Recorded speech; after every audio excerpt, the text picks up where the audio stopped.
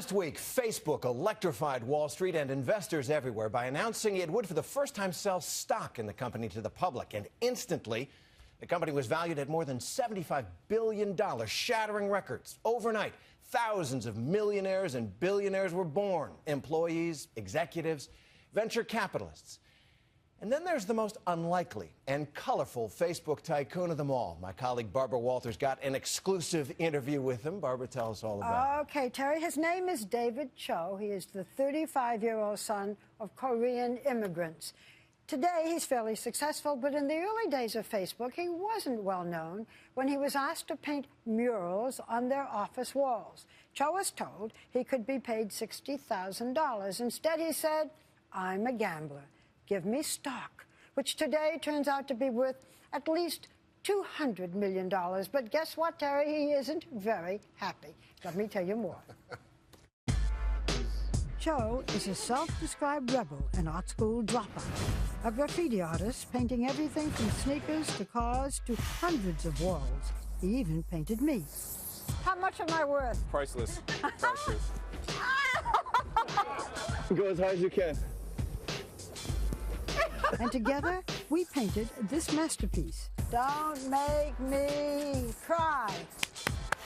Here he is with Mark Zuckerberg. It is the murals he sprayed on the offices of Facebook in 2005 that have made Choe a very rich man and splashed his face on the front page of the New York Times, which outed him. How did you feel when you heard the news that you might be worth an estimated $200 million? It's how did I feel about the rest of the world knowing that, which I hated. You know, I was at home and I was in bed and I got a text message, and it was a woman I hadn't spoken to in 5 years, and she offered me oral sex every day for the rest of my life for $2 million. Just out of the blue. I'm sitting there and she's like, "I will do this for you. I don't want a ring, I don't want to be married." And it was just out of nowhere, and I was like, what the hell's happening? The thing is, David, that most people would be thrilled, $200 million. For you, it's causing you pain. I cannot buy my privacy back. Every news, Al Jazeera, every news organization in the world is beating down the door trying to get a interview, and I'm like, oh my God. Have you kept all the stock, or have you sold some? I sold some a while back. The estimate was $200 million. I think it's more than that, actually. Back in 2005, Facebook, a company Choe once called ridiculous, had a proposition. Sean Parker, who at that time was the president of Facebook, came to you and said, "David, we got these walls. Will you paint some murals for us?" Right. Can you describe the murals? I love women. There was lots of women. Cityscapes, just abstract forms, and just I paint very quickly, and it almost comes out of me like it's almost my therapy. The murals took 1 month to paint, captured for a documentary in 2005. But initially, Parker wasn't happy and called the work schizophrenically distracting. The direction is do whatever you want, so I do whatever I want. I don't know how you want me to react to that.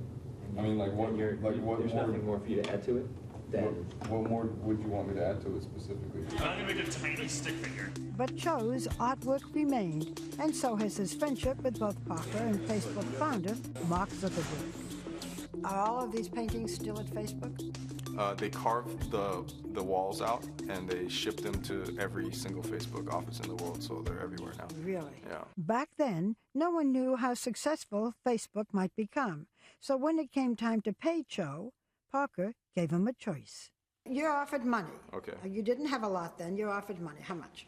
It was close to 60,000. But instead of taking the $60,000, which you really needed, Right. You said, "Give me stock." He's like, "You want the cash or you want some shares?"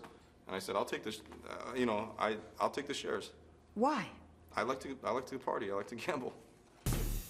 Not bad for a misfit who has done jail time for cashing forged checks, stealing, and in Japan hitting a security guard and landing in prison. But even prison couldn't stop his creative impulses.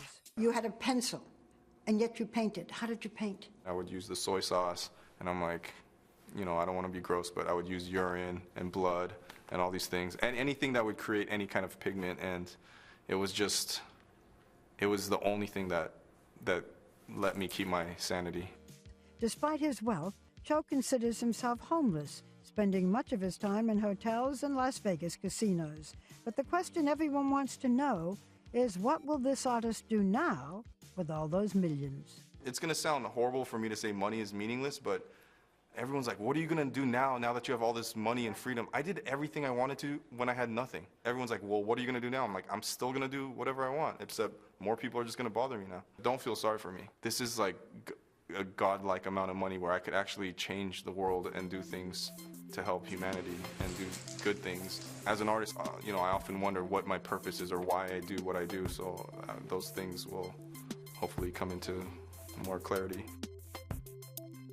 Ironically, the once struggling artist who said he didn't believe in the company now maintains a very active Facebook page.